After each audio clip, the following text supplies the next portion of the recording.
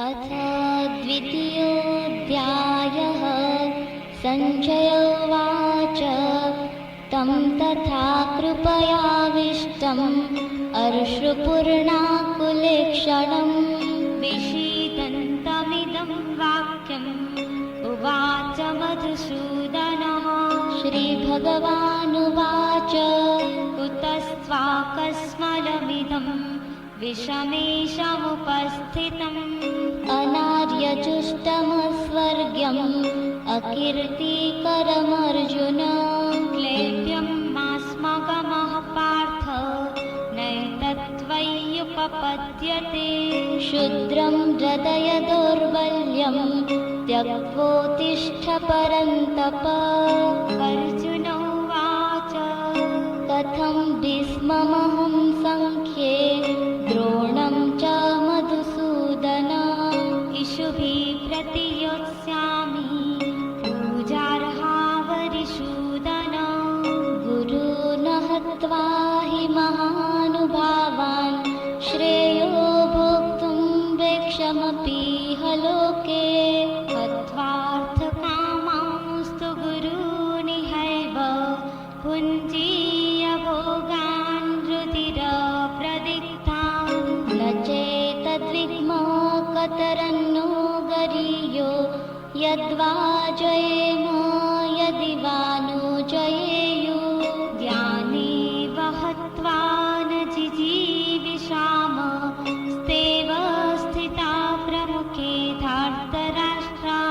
कार्पण्यदोषोपहतः स्वभावः पृच्छामि त्वां धर्मसम्मूढचेता। यच्छ्रेयस्यान्निश्चितं ब्रूहि तन्मे शिष्यस्तेऽहं साधि मां त्वां प्रपन्नम्। न हि प्रपश्यामि ममापनुद्यात् यच्छोकमुच्छोषणमिन्द्रियाणाम्। अवाप्य भूमावसपत्नवृत्तं राज्यं सुराणामपि चाधिपत्यम्। सञ्जय उवाच एवमुक्त्वा ऋषिकेशं गुडाकेश परन्तप।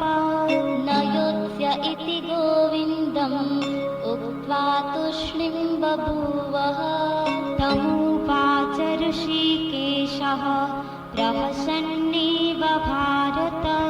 सेनयोरुभयोर्मध्ये विषीदन्तमिदं वच। श्रीभगवानुवाच अशोच्यानन्वशोचस्त्वं प्रज्ञावादांश्च भाषसे। गतासु न गतासूंश्च नानुशोचन्ति पण्डिताः। न त्वेवाहं जातु नासं न त्वं नेमे जनाधिपा। न चैव न भविष्यामः सर्वे वयमतः परम्। देहिनोऽस्मिन् यथा देहे कौमारं यौवनं जरा। तथा देहान्तरप्राप्तिर्धीरस्तत्र न मुह्यते। मात्रा स्पर्शास्तु कौन्तेय शीतोष्णा सुखदुःखदा।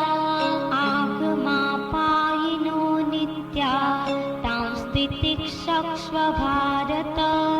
यं हि न व्यथयन्त्येते पुरुषं पुरुषर्षभ। समदुःखसुखं धीरं सोऽमृतत्वाय कल्पते। नासतो विद्यते भावो नाभावो विद्यते सतः। उभयोरपि द्रष्टुन्तः स्वनयोस्तत्त्वदर्शिभिः। अविनाशि तु तद्विद्धि येन सर्वमिदं ततं। विनाशमव्ययस्यास्य न कश्चित् कर्तुमर्हति। अन्तवन्त इमे देहा नित्यस्योक्ता शरीरिणः। अनाशिनो प्रमेयस्य तस्माद्युध्यस्व भारत। य एनं वेत्ति हन्तारं यश्चैनं मन्यते हतम्। उभौ तौ न विजा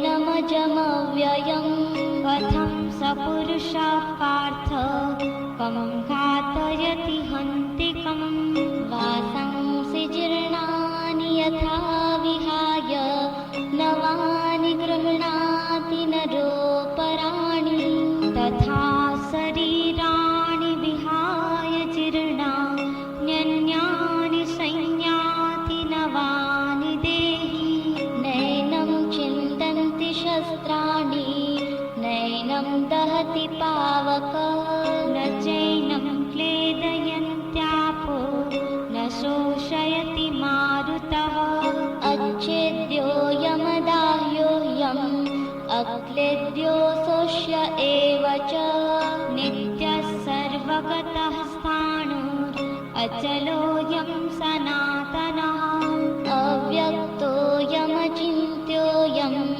अविकार्योऽयमुच्यते तस्मादेवं विदित्वैनं नानुशोचितुमर्हसि अथ चैनं नित्यजातं नित्यं वा मन्यसे मृतं तथापि त्वं महाबाहो नैवं शोचितुमर्हसि जातस्य हि ध्रुवोर्मृत्युर्ध्रुवं जन्म मृतस्य च तस्मादपरिहार्यर्थे न त्वं शोचितुमर्हसि अव्यक्तादीनि भूतानि व्यक्तमद्यानि भारत अव्यक्तानि धनान्येव तत्र का परिदेवना आश्चर्यवत् पश्यति कश्चिदेनम् आश्चर्यवद्वदति तथैव चान्य आश्चर्यवच्चैनमन्यः शृणोति श्रुत्वाप्येनं वेद न चैव कश्चित् देहि नित्यमवध्योऽयं देहे सर्वस्य भारत तस्मात् सर्वाणि भूतानि न त्वं शोचितुमर्हसि स्वधर्ममपि चावेक्ष्य न विकम्पितुमर्हसि धर्म्याधियुद्धात् श्रेयोऽन्यत् क्षत्रियस्य न विद्यते यदृच्छया चोपपन्नं स्वर्गद्वारमपावृतं सुखिनः क्षत्रिया पार्थ लभन्ते युद्धमीदृशम् अथ चेत्त्वमिमं धर्म्यं सङ्ग्रामं न करिष्यसि ततः स्वधर्मं कीर्तिं च हित्वा पापमवाप्स्यसि अकीर्तिं चापि भूतानि कथयिष्यन्ति ते व्ययां सम्भावितस्य चाकीर्ति मरणादतिरिच्यते भयाद्रणादुपरतं मन्स्यन्ते त्वं महारथा येषां च त्वं बहुमतो भूत्वा यास्यसि लाघवम् अवाच्यवादांश्च बहून् वदिष्यन्ति तवाहिताः निन्दन्तस्त्वमसामर्थ्यं ततो दुःखतरं नु किम् हतो वा प्राप्स्यसि स्वर्गं चित्वा वा भोक्ष्यसे महिम् तस्मादुत्तिष्ठ कौन्तेय युद्धाय कृतनिश्चय सुखदुःखे समे कृत्वा लाभालाभौ जयाजयो ततो युद्धाय युज्यस्व नैवं पापमवाप्स्यसि एषा ते विहिता सांख्ये बुद्धिर्योगे त्रिमां शृणु बुद्ध्या युक्तो यया पार्थ कर्मबन्धं प्रहास्यसि नेहाभिक्रमनाशोऽस्ति प्रत्यवायो न विद्यते स्वल्पमप्यस्य धर्मस्य त्रायते महतो भयात् व्यवसायात्मिका बुद्धिः एकेह कुरु नन्दन बहुशाखाह्यनन्ताश्च बुद्धयो व्यवसायिनां यामिमां पुष्पितां वाचं प्रवदन्त्यविपश्चित् वेदवादरता पार्थ नान्यदस्तीति वादिनो कामात्मानः स्वर्गपरा जन्मकर्मफलप्रदां क्रियाविशेषबहुलां भोगैश्वर्यगतिं प्रति भोगैश्वर्यप्रसक्तानां तयापहृतचेतसां व्यवसायात्मिका बुद्धिः समाधो न विधीयते त्रैगुण्यविषया वेदा निस्त्रैगुण्यो भवार्जुन निर्द्वन्द्वो नित्यसत्त्वस्थो निर्योगक्षेम आत्मवान् यावानर्थ उदपाने सर्वतः सम्प्लुतोदके तावान् सर्वेषु वेदेषु ब्राह्मणस्य विजानत कर्मण्येवाधिकारस्ते मा फलेषु कदाचन मा कर्मफलहेतुर्भूर्मा ते सङ्गोऽस्त्वकर्मणि योगस्थः कुरु कर्माणि सङ्गं त्यक्त्वा धनञ्जय सिद्ध्यसिद्ध्यो समो भूत्वा समत्वं योग उच्यते दूरेण ह्यवरं कर्म बुद्धियोगात् धनञ्जय बुद्धौ शरणमन्विच्छ कृपणाफलहेतवः बुद्धियुक्तो जहातीह उभे सुकृतदुष्कृते तस्मात् योगाय युज्यस्व योगः कर्मसु कौशलम् कर्मजं बुद्धियुक्ता हि फलं त्यक्त्वा मनीषिणः जन्मबन्धविनिर्मुक्ता पदं गच्छन्त्यनामयम् यदा ते मोहकलिलं बुद्धिर्व्यतितरिष्यति तदा गन्तासि निर्वेदं श्रोतव्यस्य श्रुतस्य च श्रुतिविप्रतिपन्ना ते यदा स्थास्यति निश्चला समाधावचला बुद्धिः तदा योगमवाप्स्यसि अर्जुन उवाच स्थितप्रज्ञस्य का भाषा समाधिस्थस्य केशव स्थितधि किं प्रभाषेत किमासीत व्रजेत किम् श्रीभगवानुवाच प्रजहाति यदा कामान् सर्वान् पार्थमनोगतान् आत्मन्येवात्मना तुष्टः स्थितप्रज्ञस्तदोच्यते दुःखे स्वनुद्विग्नमनः सुखे सुविगतस्पृहः वीतरागभयक्रोधः स्थितधीर्मुनिरुच्यते यः सर्वत्रानभिस्नेहः तत्तत्प्राप्य शुभाशुभम् नाभिनन्दति न द्वेष्टि तस्य प्रज्ञा प्रतिष्ठिता यदा संहरते चायं कुर्मुङ्गानीव सर्वशः इन्द्रियाणीन्द्रियार्थेभ्यः तस्य प्रज्ञा प्रतिष्ठिता विषया विनिवर्तन्ते निराहारस्य देहिनः रसवर्जं रसोऽप्यस्य परं दृष्ट्वा निवर्तते यततो ह्यपि कौन्तेय पुरुषस्य विपश्चितः इन्द्रियाणि प्रमाथीनि हरन्ति प्रसभं मनः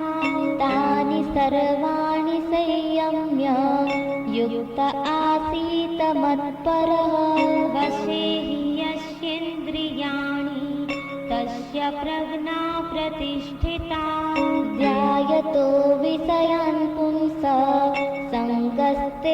सङ्गस्तेषुपजायते सङ्गात् सञ्जायते कामः कामात् क्रोधोऽभिजायते क्रोधात् भवति सम्मोहः सम्मोहात् स्मृतिविभ्रमः स्मृतिभ्रंश बुद्धिनाशः बुद्धिनाशात् प्रणश्यति रागद्वेषवियुक्तैस्तु विषयानिन्द्रियैश्चरन् आत्मवश्यैर्विधेयात्मा प्रसादमधिगच्छति प्रसादे सर्वदुःखानां हानिरस्योपजायते